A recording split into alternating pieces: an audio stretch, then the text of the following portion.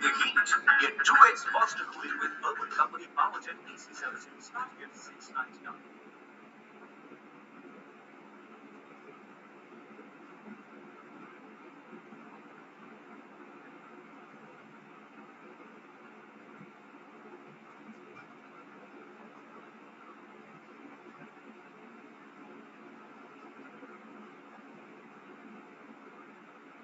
Is it okay now?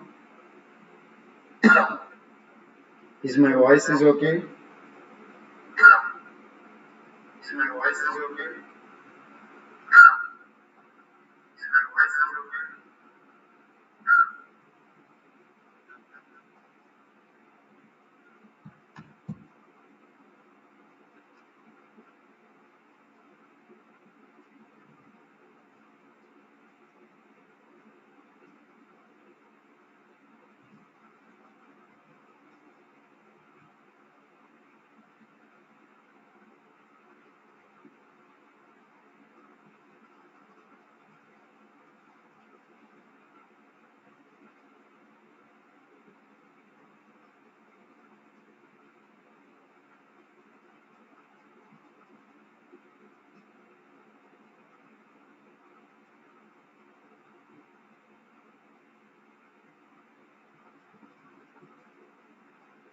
Good evening. Is my voice is clear for everyone? If anyone issue, please let me know.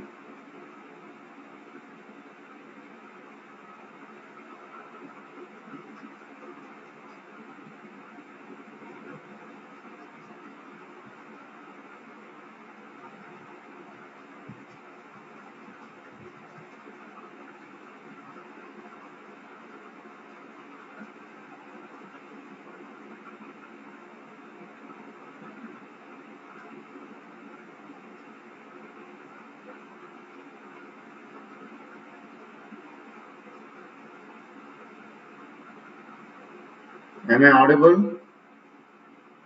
Please give a response.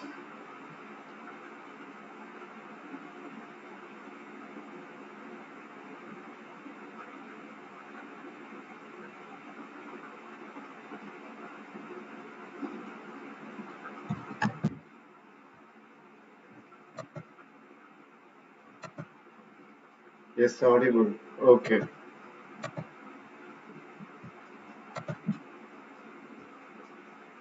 We'll wait for 2 more minutes and then we will start the session.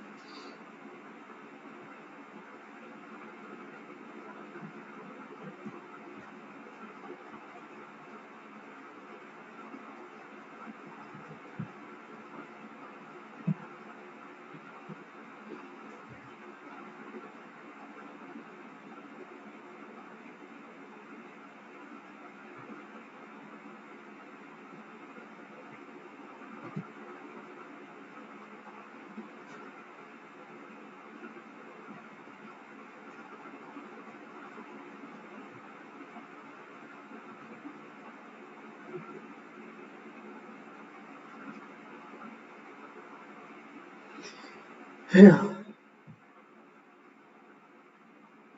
Shall we start the session? Shall we start the session?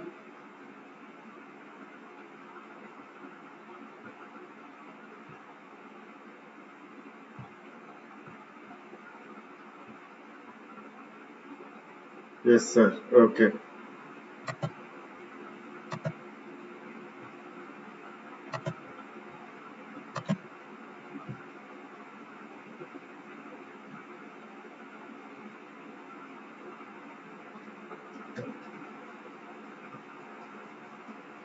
Okay. So today we will discuss about the scheduling algorithms. First, before discussing about the scheduling algorithms, first I want to discuss why do we need a CPU scheduling algorithms. Usually, any process involves both I/O time and the CPU time. Because if you are executing any process, it may need some I/O operations. So to execute those I/O operations, it needs the help of I/O devices, and then it also needs the CPU time also. So in a unique programming system like MS-DOS, time spent waiting for an I/O is wasted and CPU is free during this time. Suppose let's take that in a process we will have various states, like we will have a new state, and then we will have a ready state, and then we will have a running state, and then we will have a terminated state, and we will have a block state, and we will have a suspended block and suspended ready. Whenever a process is ready to execute, it will go to the ready state. Let's take the process P1 is their process P1 alone. If it is a uniprogram system, if I have only one process in the ready state, then I have to dispatch this process to the running state. Okay. Now, when this process needs some IO operations, it will go to the block state or wait state. Now what will happen when this process P1 went to the block state? Now the CPU is idle. We are not utilizing the CPU properly.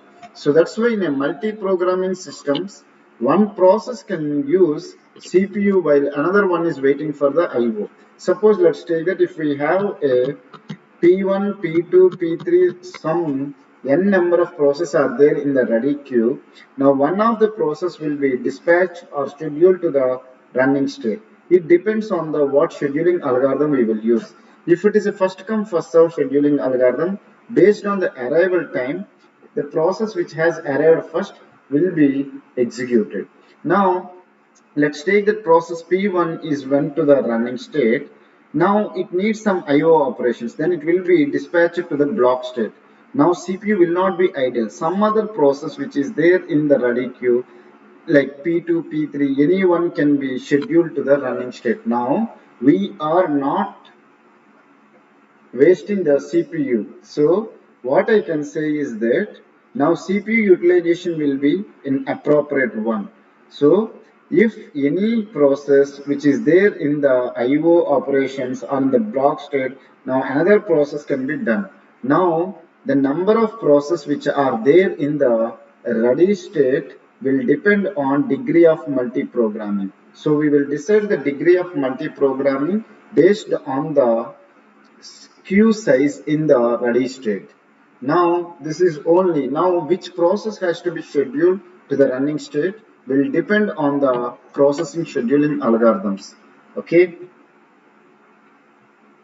Now what is the objectives of a scheduling algorithm?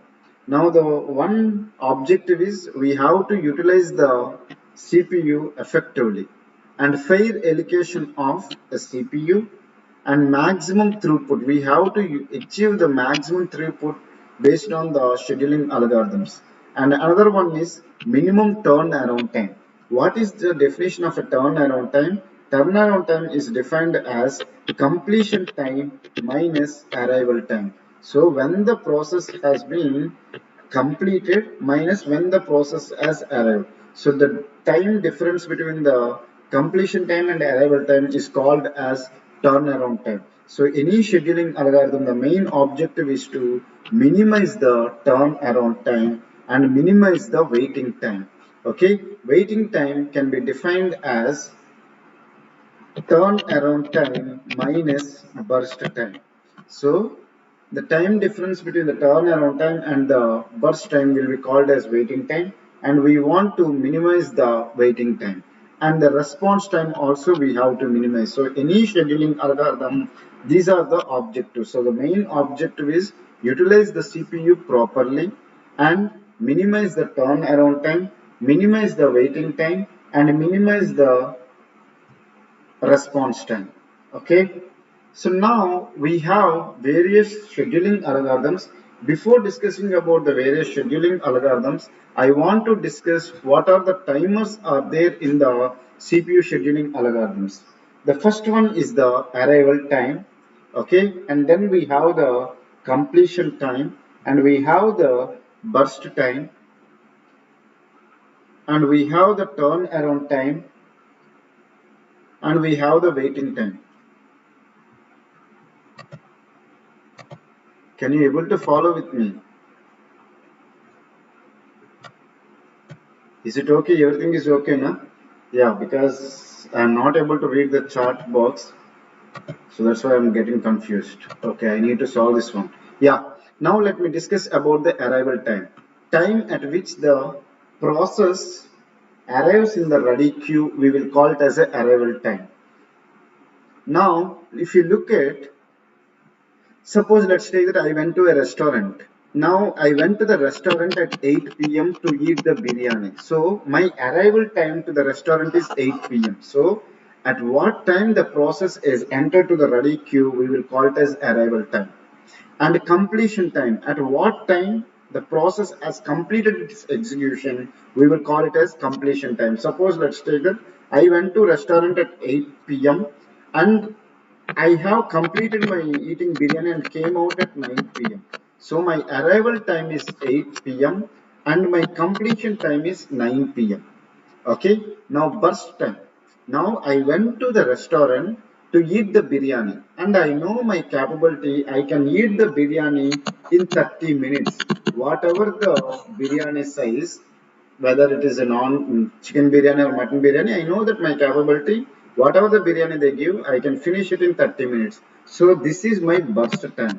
So burst time is time required by a process for CPU execution. Okay. Now turn around time. The time difference between the completion time and arrival time is called as turn around time. Now I have came out from the restaurant at 9 p.m. and I went inside the restaurant at 8 p.m. How much time I have spent in the restaurant? It is 1 hour. So how I said when I came out from the restaurant minus at what time I was inside the restaurant, which is 1 hour. So that is the way we will compute it. Completion time minus arrival time is the turnaround time. Then next important parameter is waiting time. Okay, the waiting time is the time difference between the turnaround time and the burst time.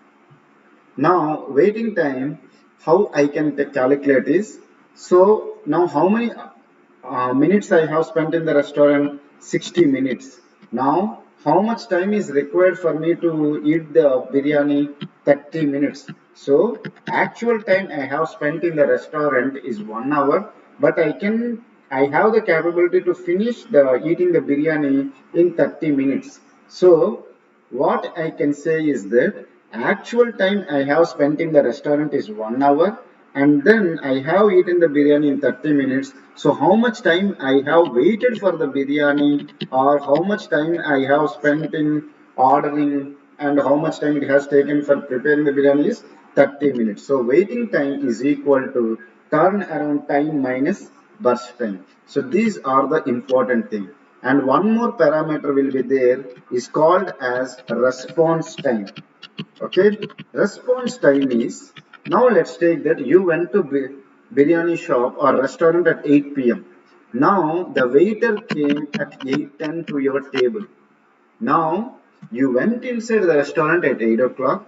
Someone came, the waiter came and asked you, sir, what do you want? So 10 minutes you have waited, no one has responded to you. So this is what we will actually call as response time. In the CPU scheduling algorithm, how we can compute the response time is when the process has entered to the running state minus arrival time. That is the way we will compute the response time. With more examples like scheduling algorithms, I will discuss how to compute the turnaround time, waiting time, and response time. And remember one thing, we have two types of scheduling algorithms broadly. One is the non-preemptive scheduling algorithms and another one is the preemptive scheduling algorithms. So for a non-preemptive scheduling algorithms, okay, the response time will be equal to waiting time. Whereas for a primitive algorithms, the response time may not be equal to the waiting time. Okay, with examples you will understand in a better way. Now first we will discuss about the various types of scheduling algorithms. The scheduling algorithms are broadly classified into non-preemptive scheduling algorithms and preemptive scheduling algorithms. First let me differentiate what is the non-preemptive scheduling algorithm and what is the preemptive scheduling algorithm. Let's take that we have a ready state and we have a running state. Already I have discussed we will have 7 states. such as new, ready, running, terminated, wait, suspended ready. Now in the scheduling algorithms, to make you understand any scheduling algorithms, let me take these two states such as ready state and running state. Now let's take that process P1, process P2 are there in the ready state. Now process P2 needs 10 units of time to complete its task. Similarly, process P1 needs 5 units of time. Let's take that it used some parameter or some criteria. What is that criteria? We will discuss later. Let's take that process P2 went or scheduled or dispatched to the running state. Now process P1 and process P2 are there in the ready queue. Now I have dispatched or the my scheduler has dispatched the process P2. If it is a non-preemptive scheduling algorithm, how much time the process P2 needs? It needs 10 units of CPU time. So entire 10 units it will run. Once it completed, it will go to the terminated state. No other processor will be preempted. Is it clear? Means no one will disturb. Is it clear? Whereas in the preemptive scheduling algorithms, suppose let's say that we will take the round robin scheduling algorithm. In the round robin scheduling algorithm, we will have the time quantum. Okay, or we will have the priority based scheduling algorithm. Okay, now if it is a round robin scheduling algorithm, let's take that any process can be run for 2 units of time, meaning is the time quantum is given as 2 units of time. In that case, if process P2 has entered to the running state, it will not run for 10 units of time. It will run for a time quantum of 2 units, and then it will be sent back to the ready state. Okay, so it will be preempted. Similarly, if it is a priority based scheduling algorithm, when a process is in the running state, if high priority process is there in the ready state, then this process which is currently available in the running state will be sent back to the ready state, and the high priority process will be dispatched to the running state. This concept we call it as context switching. Okay, are you able to understand it or not? So this process we call it as context switching. So what I want to say is that in a non-preemptive scheduling algorithm, if a process entered into the running state, how much CPU time it requires, that much amount of time it will be run and it will go to the terminated state. Whereas in the preemptive scheduling algorithm, it will run for some amount of time, and then if the time quantum is completed or a high priority scheduling algorithm comes, or if it is a shortest remaining time scheduling algorithm, the process burst time, whatever the process, suppose let's say that it requires some 10 units of CPU time and the process P1 needs 5 units of time. Now among P1 and P2, process P1 needs less CPU time. So process P2 will be sent back to the ready state and process P1 will be scheduled to the running state. Is it clear? So this is what I want to discuss about the non-preemptive scheduling algorithms and preemptive scheduling algorithms. Okay. Now we will discuss about the first come first serve scheduling algorithm. In a first come first serve scheduling algorithm, let me erase this one so that I can use this space to discuss about the first come first serve scheduling algorithm. Now whenever we discuss about any scheduling algorithms, we will look at the two parameters. One is the criteria and another one is the mode. The criteria is, now if you have multiple process in the ready state, which process need to be dispatched, because we can dispatch only one process to the running state. Now if you have more than one process in the ready queue, now which one you have to dispatch will be decided by the criteria. We have several criteria such as arrival time, priority, burst time. When it comes to the first come first serve scheduling algorithm, the criteria is arrival time. Now arrival time means which process has arrived first, that process will be given high priority. Let's consider that in a ready state, we have process P1, process P2, and process P3. Let's consider that process P1 has arrived at 1 unit of time, process P2 has arrived at 2 units of time, process P3 has arrived at 3 units of time. Now, among P1, P2, P3, which process has arrived first? P1 only arrived first. So P1 will be dispatched to the running state. Okay, is it clear? So that is what the criteria of first come first serve scheduling algorithm. Now the mode is non-preemptive scheduling algorithm. As I discussed earlier, if it is a non-preemptive scheduling algorithm, let's consider that process P1 needs some 7 units of CPU to complete its task. So P1 will be run for 7 units of time and then it will go to the terminated state. Then process P2, process P3 are there in the ready state. Now which one has arrived first? P2. Then P2 will be sent to the running state. So the first come first serve scheduling algorithm follows the non-preemptive scheduling algorithm. So I hope you have understood the theory behind the first come first serve scheduling algorithm. Now let me discuss a numerical question for better understanding. Now they are asking us to find the average waiting time to schedule these four process using the first come first serve scheduling algorithm.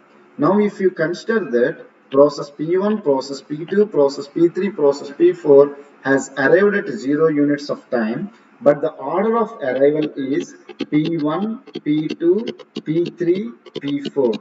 That's why we have given the indices as P1, P2, P3, P4. So all the processes arrived at 0 units of time, but the order of arrival is P1, P2, P3, P4. Okay. Now we need to draw the Gantt chart. For any scheduling algorithm, if we can draw the Gantt chart, then half of our task is completed. Okay. I hope it is visible for you. Now if you look at the ready state. Now P1, P2, P3, P4 are available. Now all the four processes arrived at 0 units of time, but the order is first P1 has arrived. So process P1 will be dispatched to the running state. So process P1 will run from 0 units of time. As it is a non-preemptive scheduling algorithm, process P1 needs 21 units of CPU time. So it will complete its task at 21 units of time and it will go to the terminated state. So process P1 has completed its task. Now process P2 has arrived next. So process P2 will be dispatched to the running state. So at 21 units of time, process P2 will be dispatched to the running state and it needs 3 units of CPU time. So at 24 units of time, it will complete its task and will go to the terminated state. So process P1 and process P2 has completed their tasks. Now process P3 will be scheduled to the running state. Okay. Now it needs 6 units of CPU time. So process P3 will complete its task at 30 units of time. Then it will complete its task. Then process P4 will be sent to the running state and it will complete its task at 32 units of time. Okay. So this is the way we can draw the Gantt chart. Now, once we got the completion time, easily we can compute the turnaround time and waiting time. First, let me write the completion time of all the process. Completion time of P1 is 21. Completion time of P2 is 24. Completion of P3 is 30. P4 is 32. Okay. Now turn around time I need to compute. Turn around time is completion time minus arrival time. So 21 minus 0 is 21. 24 minus 0 is 24. 30 minus 0 is 30. 32 minus 0 is 32. Okay, so we got the turnaround time. If you want to compute the average turnaround time, this is one more important parameter they will ask you in any competitive exams or any university exams. How can you compute the average turnaround time? The average turnaround time is sum of all the process turnaround time by the number of process, which is 21 plus 24 plus 30 plus 32 by 4, which is how much? 21 plus 24 is 45, 45 plus 30 is 75, 75 plus 32 is 107 by 4. You can calculate that one. Now we need to compute the waiting time. Waiting time is equal to turnaround time minus burst time. What is the turnaround time for the process P1? 21. And what is its burst time? 21. 21 minus 21 is 0. Then process P2 turnaround time is 24 units, burst time is 3. So it has waited for 21 units of time. Process P3 30 minus 6 is 24. Process P4 is 32 minus 2 is 30. So we got the waiting time. Now I want to compute the average waiting time. Average waiting time is equal to sum of all the process waiting time by the number of process. So which is 0 plus 21 plus 24 plus 30 by 4, which is equal to 21 plus 24 is how much? 45. 45 plus 30 is not clear, sir. One second. I hope it is visible now. 21 plus 24 is 45. 45 plus 30 is 75. 75 by 4. So, average waiting time for this scheduling algorithm is 75 by 4. I hope it is clear for everyone. So, that is what they have asked. So, we need to look at the criteria and more. So, using that one and using the Gantt chart, we can find the completion time. Once we got the completion time, we can easily compute the turnaround time. After that, we can easily compute the waiting time. Okay, so this is the way we can work with the first come first serve scheduling algorithm. Now, I request everyone go through this question. I will give you 5 minutes of time.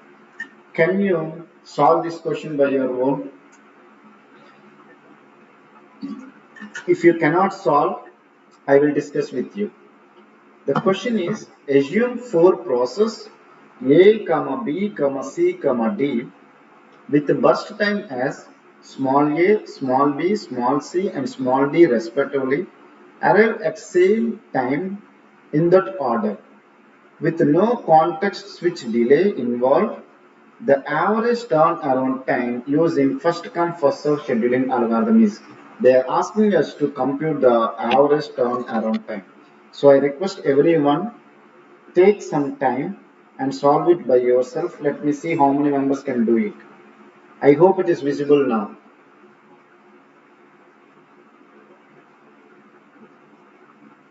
Try to solve it by yourself. If you cannot do it, I will help you.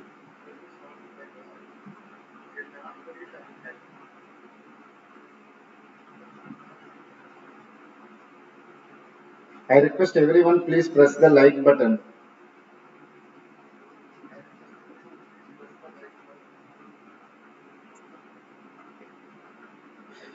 What is the context switch delay, sir? Yeah, that is good question, Chandrasekhar Naik. I already told you that suppose if it is a preemptive scheduling algorithm, okay, then a process which is there in the running state, again it will go to the ready state, and the process which is there in the ready state will go to the running state. So this context switching will happen. So how much time it is required for the context switching, that much time you need to compute for each context switching. But usually sometimes in the scheduling algorithms, they will consider that context switching delay is negligible. I hope Chandrasekhar Naik is it clear.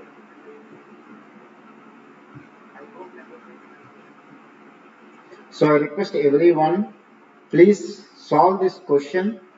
If you cannot do it, I will help you. Don't worry. I am here to help you only, but I request everyone to solve by your own.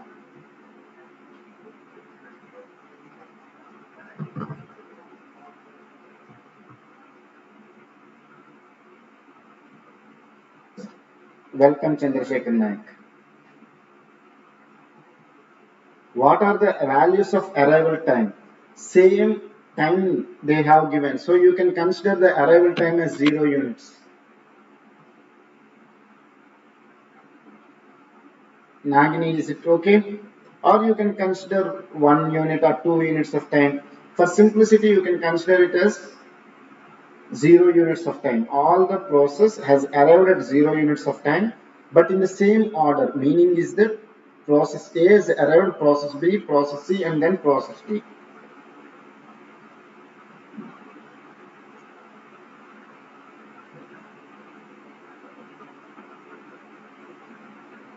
I request everyone to keep some 360 pixels or 480 pixels so that you can look at the font which is there in the slides. If you watch it at 144 pixels, it will not be clear for you. I request everyone, please press the like button, give your feedback in the comment section so that it will reach to the other students who are in need for these lectures.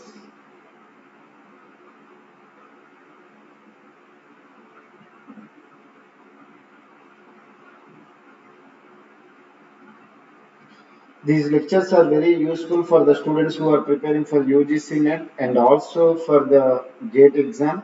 And I will increase the complexity. Next question we will discuss even with the IO time also. Lot of people will study the scheduling algorithms with only CPU burst time, but in some competitive exams they will give you the IO time also. Lot of students will confuse by looking at those questions. MCA student, yes, good to hear Chandrasekhar Naik. Even it will be useful for your university exams.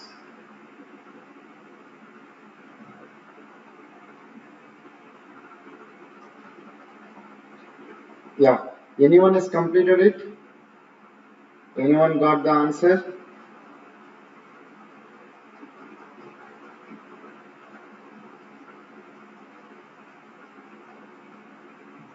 Say, I will discuss with you.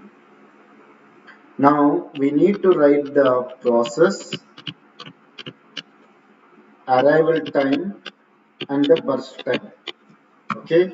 Now process A, process B, process C, and process D arrived at the same unit of time. Let me consider it as 0 units of time. All the four processes arrived. And the order of arrival, if you look at here, respectively arrive at same time in that order. In that order is Gaurav is asking when a process is scheduled and is running state and a soon high priority process comes, then short term schedule will preempt the current process and schedule a high priority process. Yeah, correct. So this concept we usually will call it as when high priority process finish execution. Yeah, yeah, correct, Gaurav. So now look at here. The burst time of each one is A, B, C, and D. Okay. Now we need to draw the Gantt chart.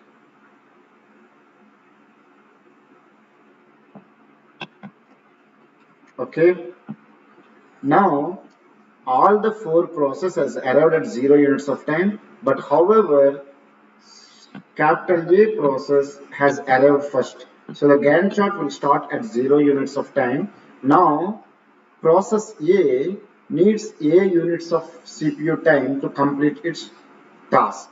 As it is a first come first serve scheduling algorithm which comes in the category called non-preemptive scheduling algorithm. So process A will be given A units of time and once it completes its task it will go to the terminated state.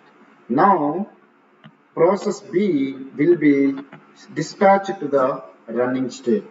Now process B needs B units of time.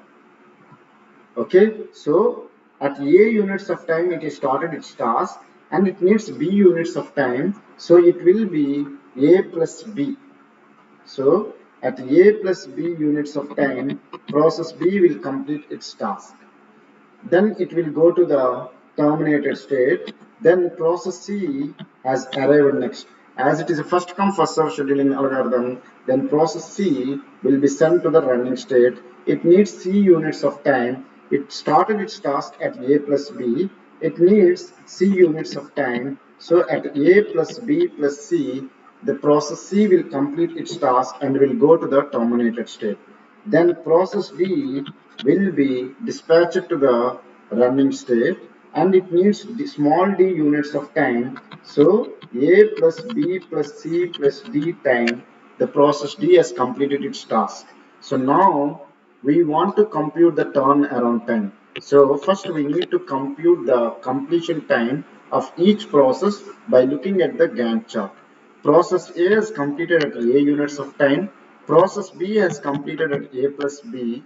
Process C has completed at A plus B plus C. And process D has completed its task at A plus B plus C plus D. Now we need to compute the average turnaround time. So first I need to compute the turnaround time. Already I have discussed the formula for computing the turnaround time. The formula is turnaround time is equal to completion time minus arrival time.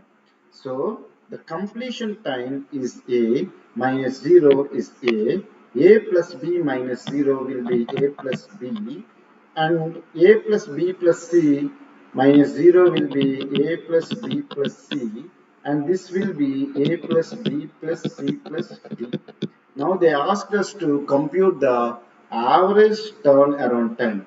Average turnaround time is sum of all the process turnaround time by the number of process, which will be A plus B plus A plus B plus C plus A plus B plus C plus D divided by 4, which will be equal to 4A plus 3B plus 2C plus D by 4.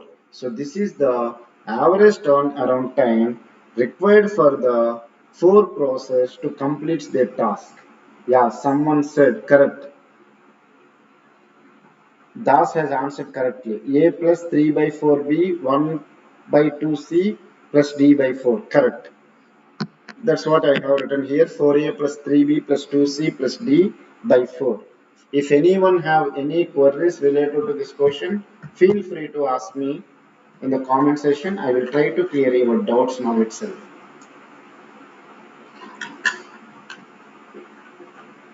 I request everyone please press the like button, give your feedback and share the videos with your or share this link with your well wishers.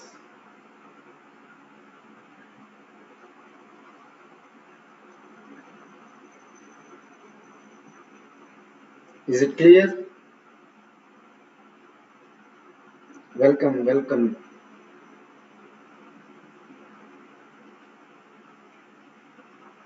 Chandrasekhar Naik, is it clear? Sendil Nathan, is it clear? Welcome. Clear, sir. Good. It's good to hear. Now, shall we go for the next question related to the first come first serve scheduling algorithm?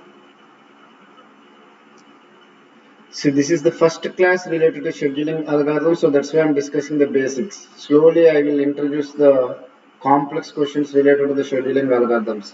And why I have started the scheduling algorithms is, this is one of the important concept for any competitive exams and also for the university exams also. Okay. Now look at the next question. I hope it is visible for everyone. Okay, 3 process arriving at 0 units with total execution time of 10 units 20 units and 30 units respectively. Each process sends the first 20 units of execution time doing IO. Okay, then 70 units of time doing CPU computation and last 10 minutes 10% is doing IO. Compute the average turnaround time using first come first serve scheduling algorithm. Look at this question. Three processes are there. Let me write it here. Process. We have three processes. Let me write it as P1, P2, P3. Okay. Now all the processes arrived at 0 units of time. So arrival time is 0, 0, 0. Okay. Then they have given the total execution time is 10 units, 20 units, 30 units. But what they are telling, each process sends the first 20% of execution time for doing the IO. So we have already discussed that any process needs IO time and also the CPU burst time. So that one we will call it as execution time. Now 20% of 10 is 2. So 2 units of time it will spend on the IO. Then next 70% will be done for the CPU. So 70% of 10 is 7. Then last 10% again will go for the IO operations. Okay, which is 1. So 2 plus 1 plus 2 plus 7 plus 1 is 10. That is what the total execution time. Similarly, process P2 20% is for IO, which is 4. 70% is CPU, which is 14. Again 10% is 2. So 14 plus 2 is 16. 16 plus 4 is 20. Okay. Now 30. Process P3 total execution time is 30. First 20 units for IO. So 20% of 30 is 6. Okay. 70% of 30 is 21 and 10% of 30 is 3. Okay. 21 plus 3 is 24. 24 plus 6 is 30. Is it clear? If you can find out this one, then it is very easy for you to solve the remaining question. Okay. I request everyone, please note down this one. Once it is done, I will discuss the remaining question with you. Please press the like button.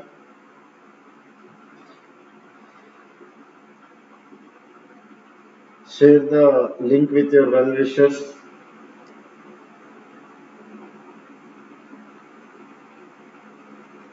Now look at this one. We already discussed that any process will have a ready state, a running state, and a blocked state. Okay. Now, when a process, let's take the process P1, process P2 is currently in the ready state. The short-term scheduler or the scheduling algorithm, let's take that it has dispatched the process P2 in the running state. Now, it needs two units of CPU time. So what it will be done is that if it needs the IO operation, then CPU will send the process P2 to the blocked state.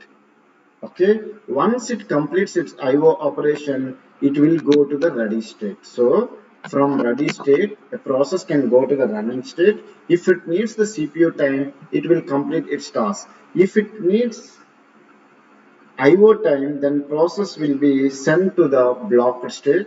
Once the IO requests are completed, it will go to the ready state. Now, if you look at what they are saying, process P1, process P2, process P3 has arrived at 0 units of time. So, process P1, P2, P3 are there in the ready state.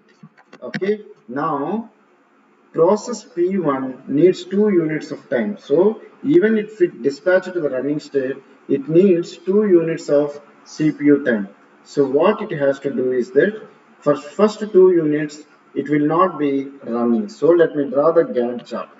It will be there in the from 0 units. Now process P1 will complete its IO operations at 2 units of time. Process P2 will complete its IO operations at 4 units of time. Process P3 will complete its IO operations at 6 units of time. So from 0 to 2 units, CPU has not utilized, means none of the process has executed its operations in that 2 units of time. Okay, now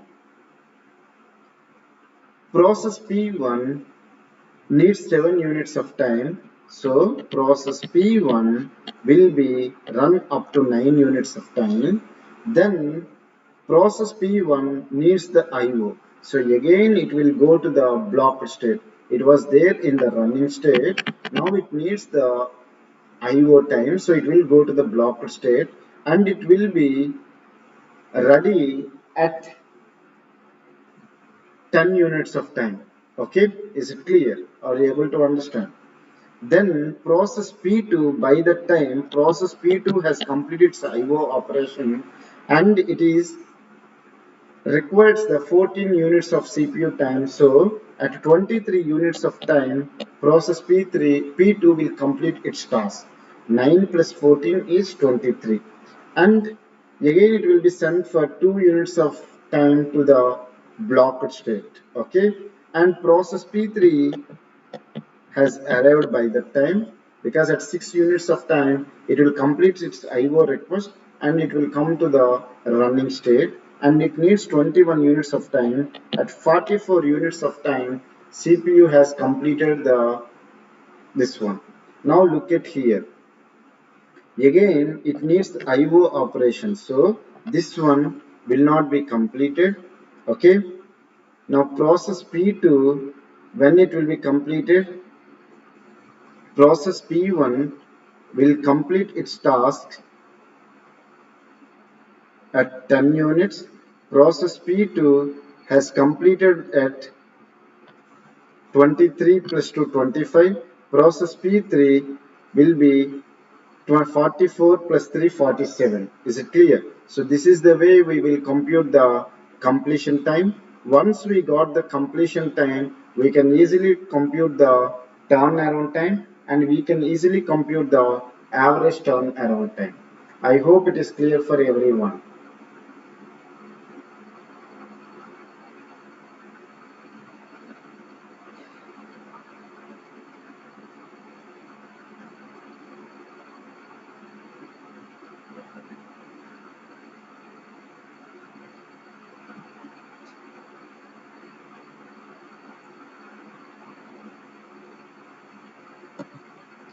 Now let me discuss the issue of first come first serve scheduling algorithm, which is the Conway effect.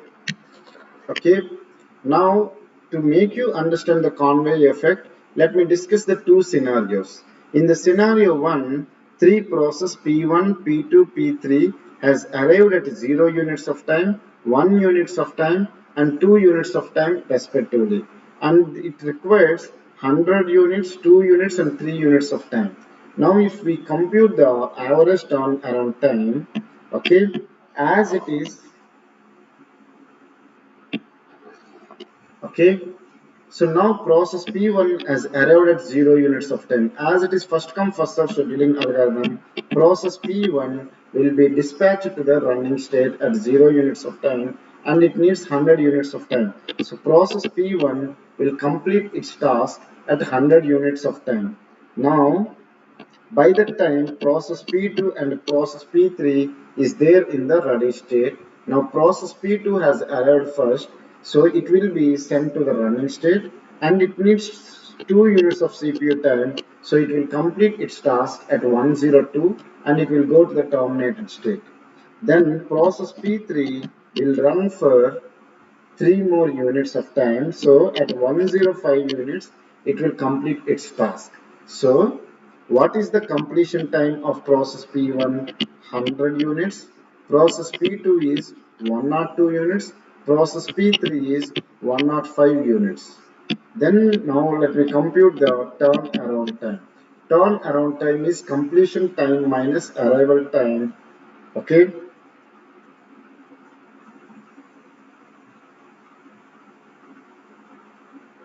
completion time minus arrival time.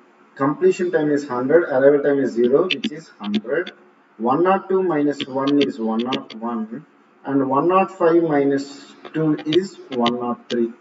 So if you compute the average turnaround time will be 100 plus 101 plus 103 by 3.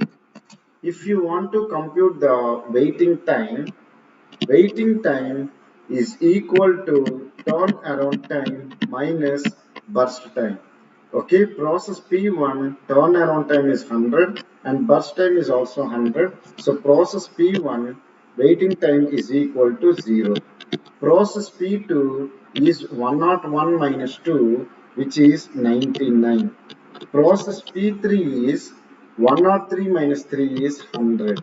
So if you compute the average waiting time, which will be 100 plus 99 by 3, which is 199 by 3. Now, if you look at the scenario 2, in the scenario 2, process P1, process P2, process P3 has arrived at 2 units, 1 unit and 0 units of time respectively, and they need 100 units of burst time, 2 units and 3 units respectively. Now, let me draw the Gantt chart for the scenario 2 using the first come first serve scheduling algorithm. Now, always the Gantt chart will start at 0 units of time. At that time, only process P3 has arrived. So, process P3 will be scheduled to the running state and it will complete its task at 3 units of time. By that time, process P2 and process P1 is there in the ready state. Now, process P2 will be dispatched to the running state. Okay, because it is first come first serve, so it needs 2 units of time. So at 5 units of time, process P2 will complete its task, then process P1 will complete its task at 105 units. So if you want to compute the completion time, which will be 105, 5 and 3. If you want to compute the turnaround time is completion time minus arrival time, which is 103. 5 minus 1 is 4. 3 minus 0 is 3. Okay. Now if you want to compute the waiting time is turnaround time minus burst time. 100 103 minus 100 is 3, 4 minus 2 is 2, 3 minus 3 is 0. So average waiting time will be 3 plus 2 plus 0 by 3, which is equal to 5 by 3. Now look at the average waiting time in the scenario 1, which is 199 by 3. So 199 by 3 units of time on an average, each process is waiting to complete their task. Now, in the scenario 2, 5 by 3. So, 5 by 3 units of time, each process is waiting to complete their task in scenario 2. So, now which one is lesser? 5 by 3. Okay, this one we call as a Conway effect. Why it is happening is that, look at here, process P1 has arrived at 0 units of time. It needs 100 units of CPU time. As it is a non-preemptive scheduling algorithm, first come first serve scheduling algorithm will fall in the category of non-preemptive scheduling algorithm. So once a process has entered to the running state, how much CPU time it requires, all the time it will be provided. Okay, then it will complete its task. Here we are considering that the process does not require the IO operations. So the CPU will run, process P1 will run for 100 units of time, but process P2, process P3 has arrived at 1 units of time and 2 units of time, but they need to wait till 100 and 102 respectively. So they are waiting for a long time. But whereas in the scenario 2, process P1 has arrived at 2 units of time. So by the time process P2 and process P3 has completed the task, and then average waiting time is 5 by 3. So in first come first serve scheduling algorithm, we will have the Cornwall effect. If the first process reaches the means longest burst time, then the remaining process need to wait for long time. So this effect is there in the first come first serve scheduling algorithm. I hope it is clear for everyone. If any doubts, you can ask me.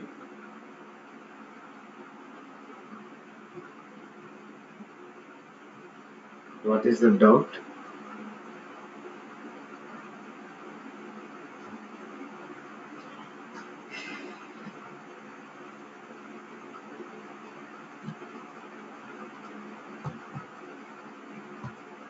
Now we will discuss the next scheduling algorithm, which is shortest job first scheduling algorithm.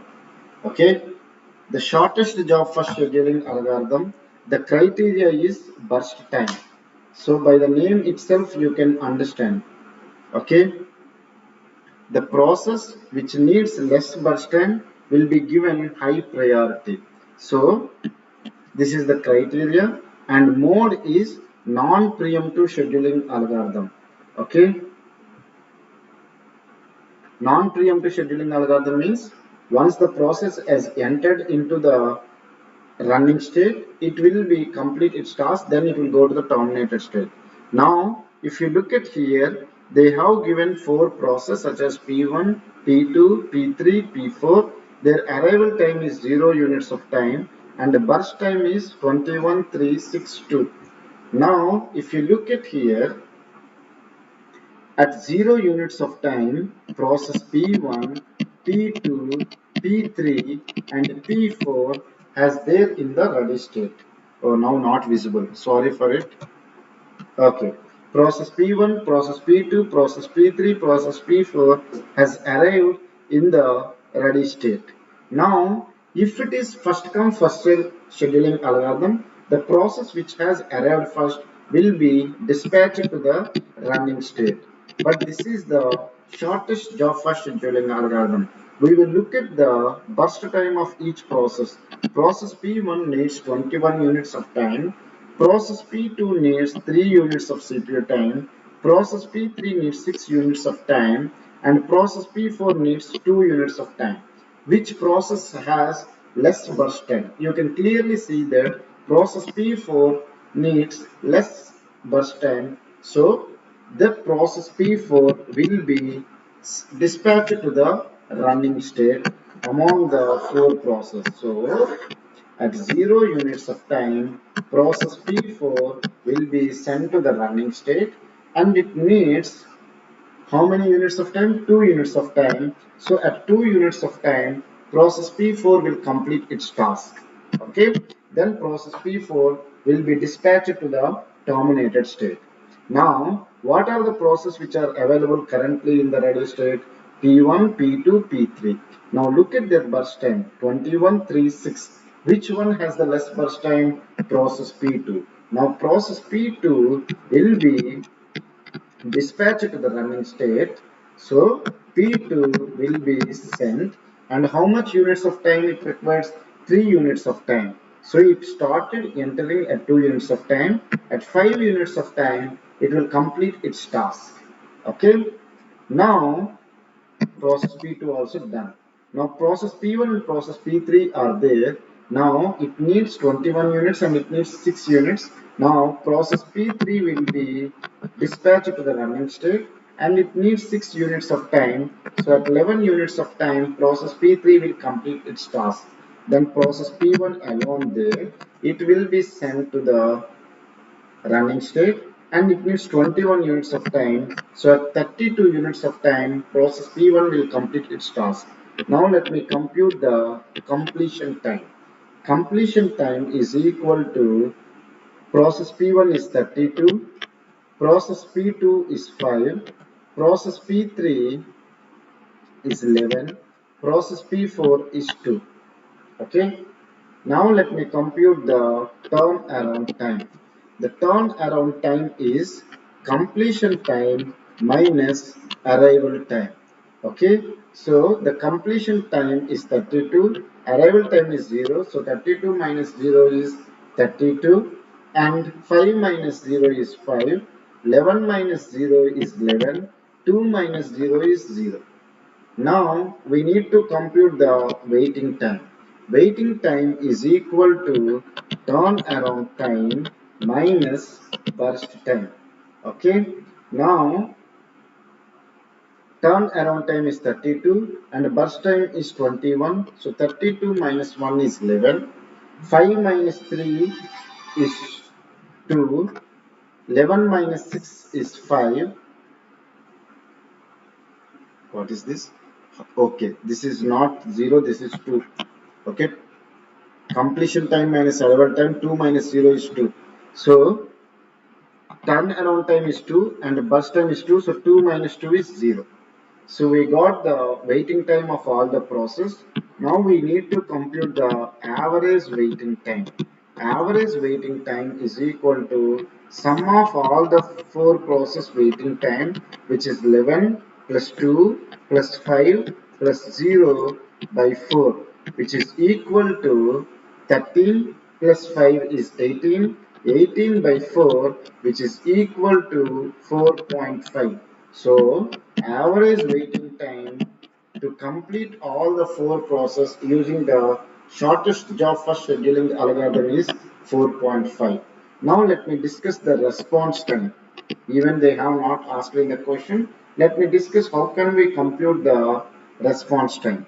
The response time is when the process has entered to the running state minus arrival time. So when the process has entered to the running state first time, look at the process P4.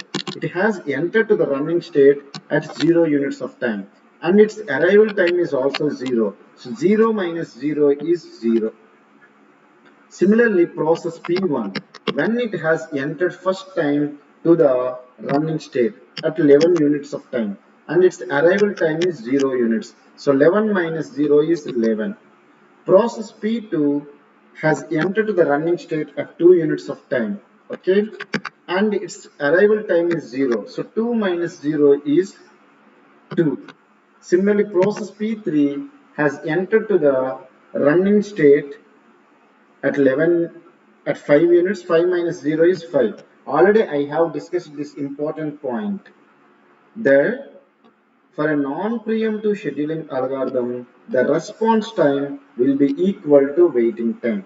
As the shortest job first scheduling algorithm is a non-preemptive scheduling algorithm, we no need to compute the response time. Yeah, I will take one example, don't worry. Okay, so which will be waiting time is equal to response time. Okay, I will give one more example, don't worry. Now look at this question. Can you read this question? Please look at.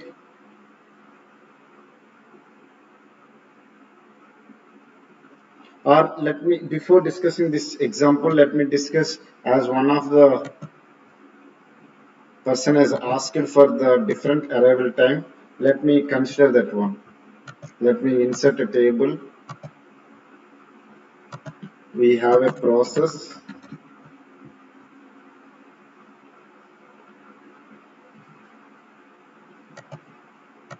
Okay, process. We have arrival time and we have the burst time.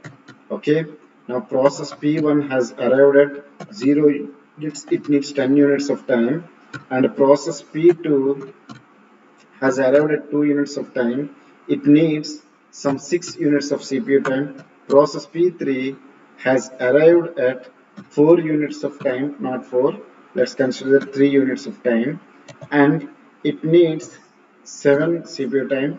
Process P4 again arrived at 3 units of time, it needs some 8 units of time. Now can you compute the average turnaround time and average waiting time using the shortest job first scheduling algorithm? Let me see how many members can solve it. Can you solve it by yourself? If you cannot solve it, I will discuss with you.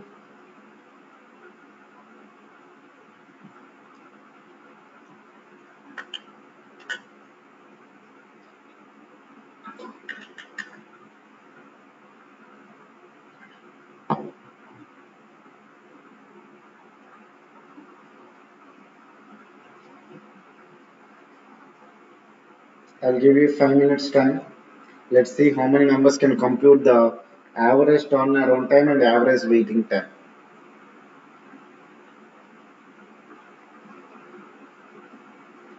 Using shortest job first scheduling algorithm. One doubt, sir. Chandrasekhar Naik. Go ahead, go ahead. Please solve this question using the shortest job first scheduling algorithm. Not visible for me. I made it clear. I made the full slide.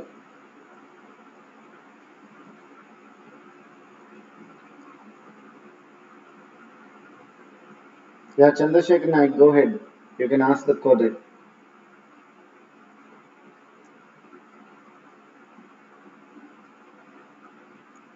Please read it, sir.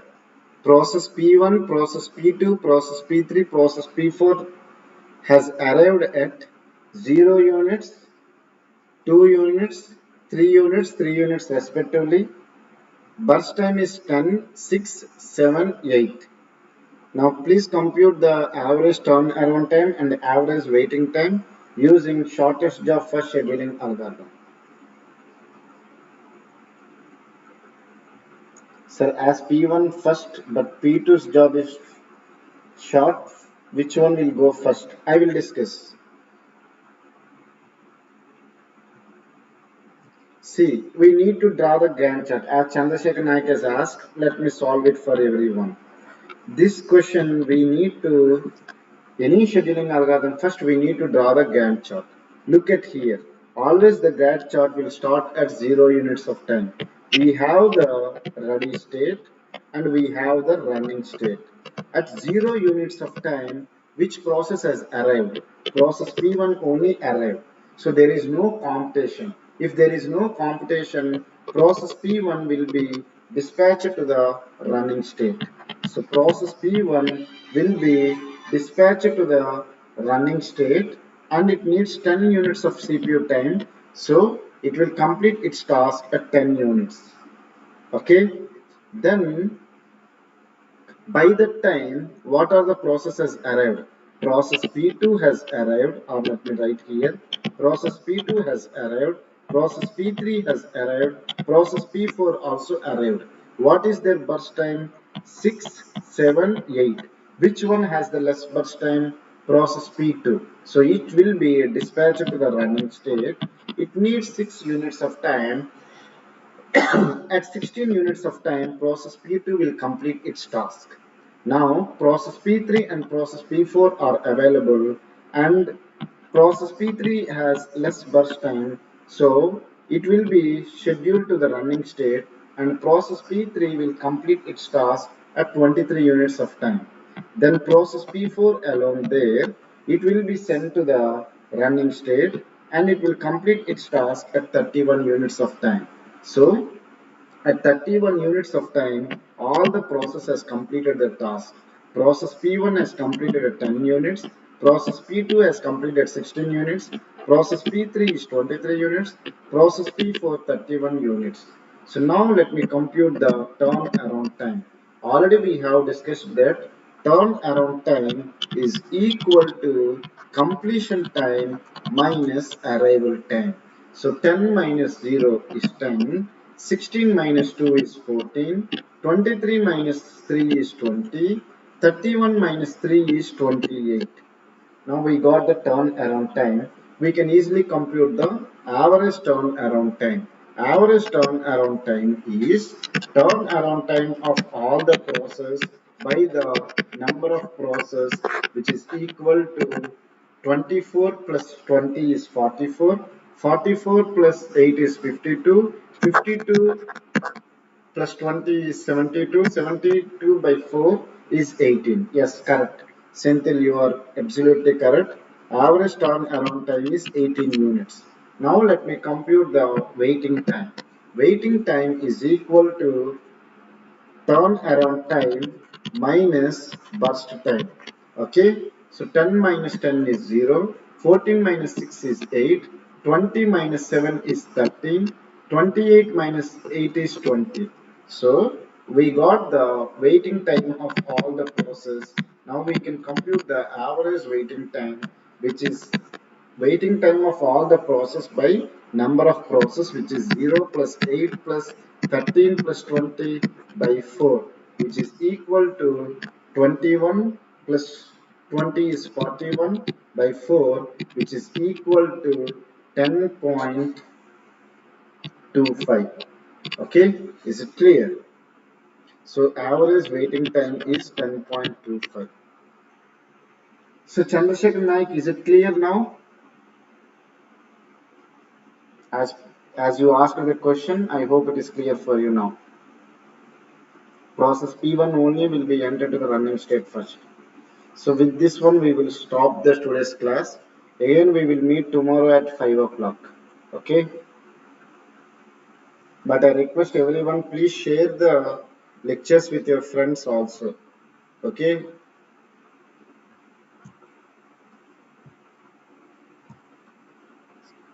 Have a nice day. Good night. Please share about tomorrow's schedule with your friends also. We'll discuss tomorrow.